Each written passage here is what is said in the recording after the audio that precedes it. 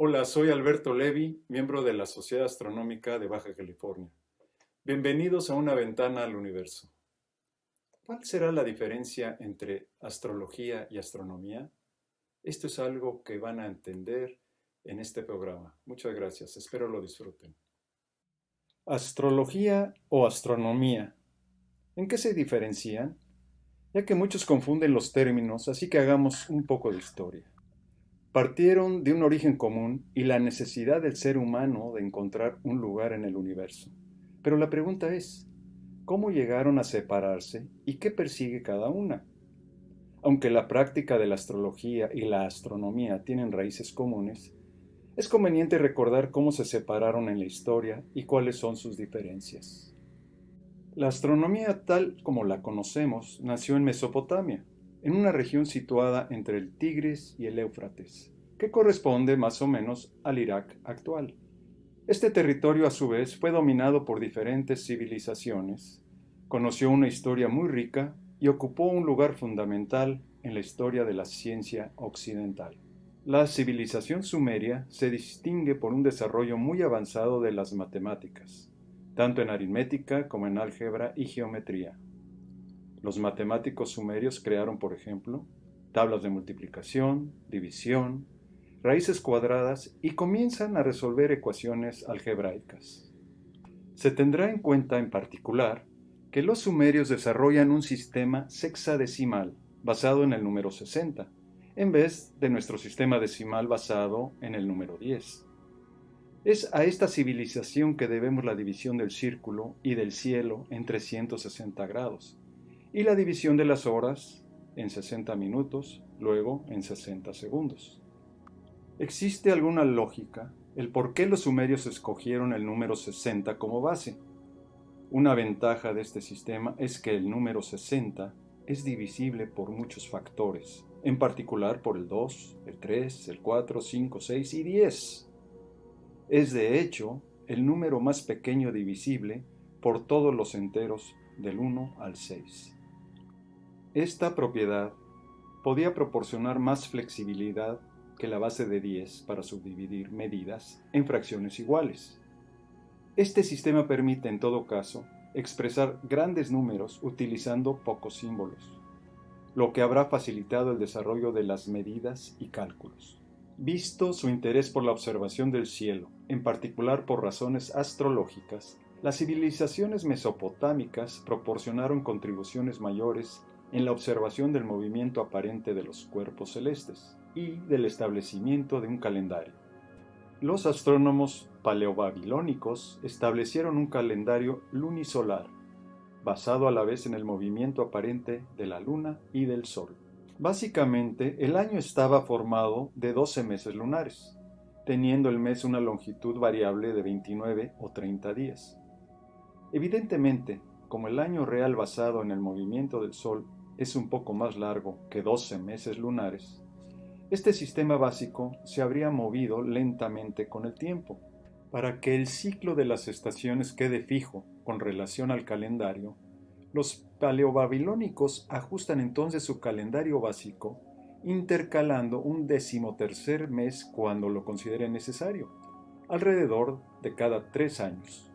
Durante este mismo periodo, los astrónomos comienzan a tomar nota de la fecha de la primera salida del planeta Venus como estrella de la noche y su última puesta como estrella de la mañana. La famosa tablilla Amisaduca, que sobrevivió, nos proporciona estos datos sobre un periodo de 21 años. Los babilonios se dan cuenta de que el movimiento de Venus es periódico, es decir, se reproduce de manera idéntica después de un determinado intervalo.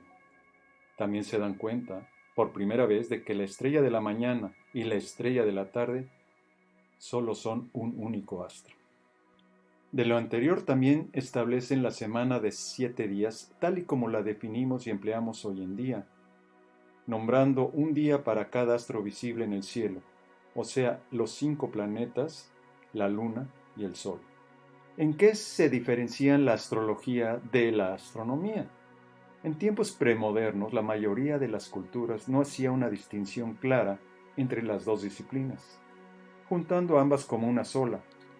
En la antigua Babilonia, famosa por su astrología, no había roles separados entre el astrónomo como predictor de los fenómenos celestes y el astrólogo como su intérprete. Ambas funciones estaban realizadas por la misma persona. Esta superposición no significa que la astrología y la astronomía siempre se consideraron una y la misma.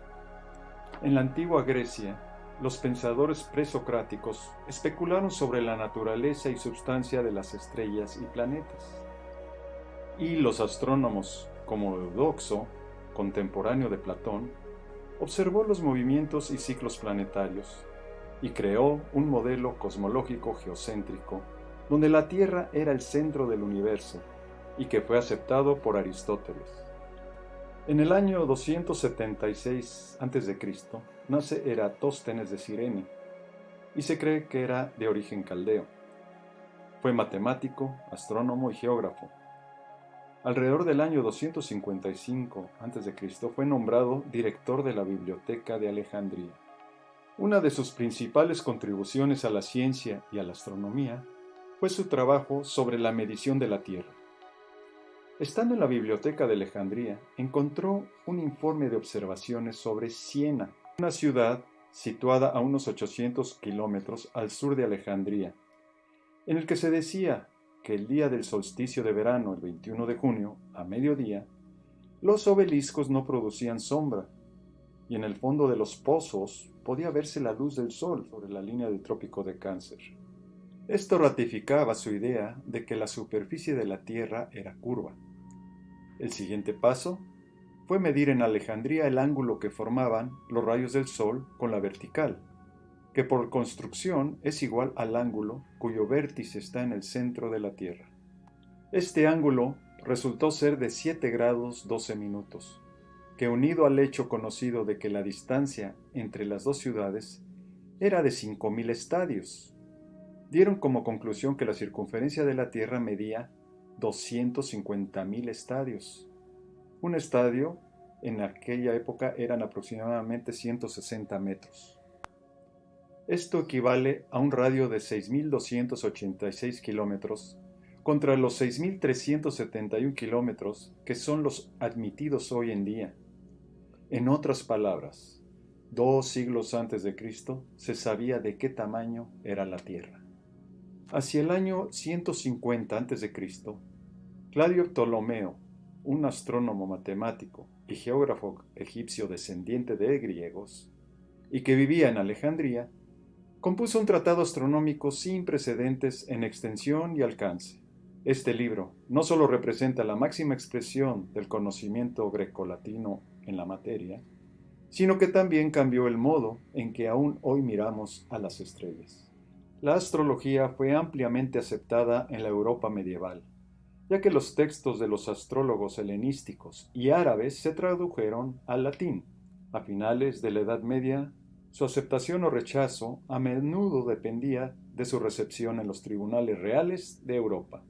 No fue sino hasta el siglo XVI, durante el Renacimiento, cuando un modelo matemático completamente predictivo de un sistema heliocéntrico fue presentado por el matemático, astrónomo y clérigo católico polaco Nicolás Copérnico, con la publicación póstuma en 1543 del libro De Revolutionibus Orbium Celestium.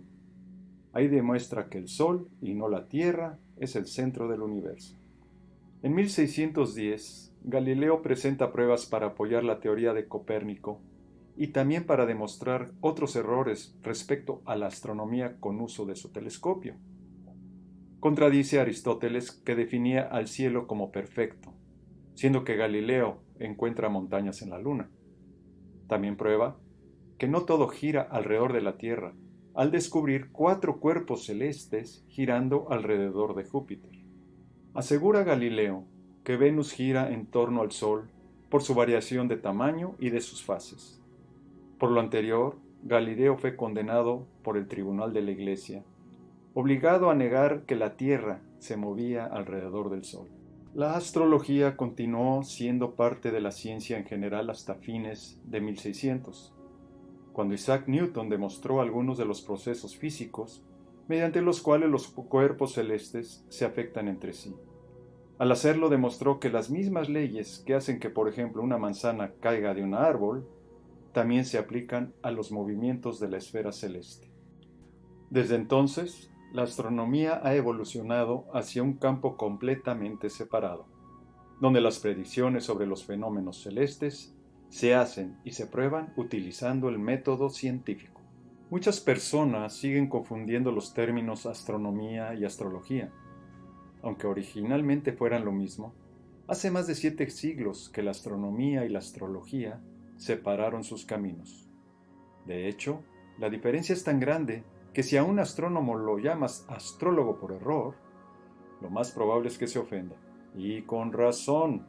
La Real Academia de la Lengua define a la astronomía como la ciencia que trata de los astros, de su movimiento y de las leyes que lo rigen. Es la ciencia que estudia el universo en su conjunto a partir del análisis de las posiciones, movimientos, estructuras y evolución de los astros. Para ello se emplea el método científico basado en la información recibida fundamentalmente en la forma de radiación electromagnética o de partícula de luz visible, infrarroja, ondas de radio, rayos X, etc. La Real Academia de la Lengua define la astrología como el estudio de la posición y del movimiento de los astros, como medio para predecir hechos futuros y conocer el carácter de las personas. La astrología es una disciplina pseudocientífica que trata de predecir los acontecimientos de la vida humana en base a los astros y su posición en el cielo. Por tanto, la astrología está basada en una serie de creencias que establecen una relación entre los seres humanos y las posiciones de los astros en el firmamento. Así pues, los astrólogos no son científicos, sino adivinos. La astrología ahora se considera un pasatiempo y una pseudociencia, aunque miles de personas en todo el mundo siguen pidiendo consejos de astrólogos y leen publicaciones de astrología para tomar decisiones profesionales, médicas y personales. Esto a pesar del hecho de que los horóscopos actuales se basan en información obsoleta. El zodíaco en astronomía es una zona del firmamento a través de la cual pasa la eclíptica, o sea, la línea curva que en apariencia recorre el Sol visto desde la Tierra. En astrología, el zodíaco divide la eclíptica en 12 partes iguales, correspondiendo cada parte a una constelación que se identifica con un signo.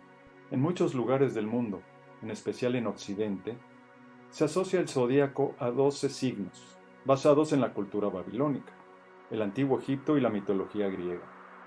Se interpretan las constelaciones con los siguientes signos: Aries, Tauro, Gémini, Cáncer, Leo, Virgo, Libra, Escorpio, Sagitario, Capricornio, Acuario y Piscis. En 1930, la Unión Astronómica Internacional estableció que la constelación de Ofiuco, o Serpentario, se encuentra en la zona del zodiaco. Sin embargo, en la astrología tradicional basada en la cultura babilónica, no se suele considerar como signo zodiacal. Ofiuco, el signo del zodiaco número 13. Al margen de cualquier creencia, Ofiuco es una constelación bastante grande, pero es una de las menos conocidas.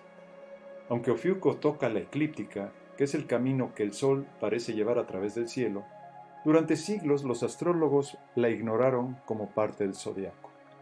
La precesión de los equinoccios, descubierta por los astrónomos, nunca ha sido tomada en cuenta por los astrólogos. La precesión es el movimiento que el eje de rotación de la Tierra realiza respecto al fondo de las estrellas, semejante al bamboleo del eje de un trompo. Esta precesión del eje terrestre es lentísima y da una vuelta entera cada 25.767 años. Pero su efecto es interesante porque cambia la posición de la estrella que señala el norte, más en general la de todas las estrellas respecto a nosotros. En la antigüedad, los astrólogos definieron el punto vernal, o sea, el equinoccio de primavera, en donde la trayectoria del Sol sobre la eclíptica llega al punto de cruce con el ecuador celeste. Pero a través de miles de años, ese punto de cruce se ha ido moviendo paulatinamente, donde ahora el equinoccio de primavera ya no cae en Aries, sino en la constelación de Piscis, y en aproximadamente unos 500 años, el equinoccio de primavera entrará en Acuario. Por lo anterior, todas las cartas astrológicas que definen las fechas donde el Sol aparece en cada constelación están equivocadas, ya que por el momento corresponde a la constelación anterior. Otro argumento es el que los astrólogos dividen el círculo zodiacal con exactamente 30 grados para cada constelación, donde el Sol lo recorrerá por aproximadamente 30 días. El hecho es que cada constelación del zodíaco es de diferente tamaño. De ahí que el Sol recorre, por ejemplo, a Virgo en 45 días y a Escorpio en solo 7 días. Por lo anterior, quienes han creído en su signo zodiacal y que corresponde a su fecha de nacimiento, han sido engañados, ya que de acuerdo a lo antes expuesto, deberán de leer su horóscopo en el signo anterior al suyo. Importante será entender que muchísimas personas son influenciadas por cartas astrales creadas por astrólogos, quienes además lucran con la ingenuidad de las personas. En conclusión, al no ser una ciencia, 10 astrólogos crearán 10 horóscopos diferentes. Sin embargo, 10 astrónomos con el empleo del método científico nos darán siempre el mismo resultado. Así que muy buena suerte y que tengan buena estrella.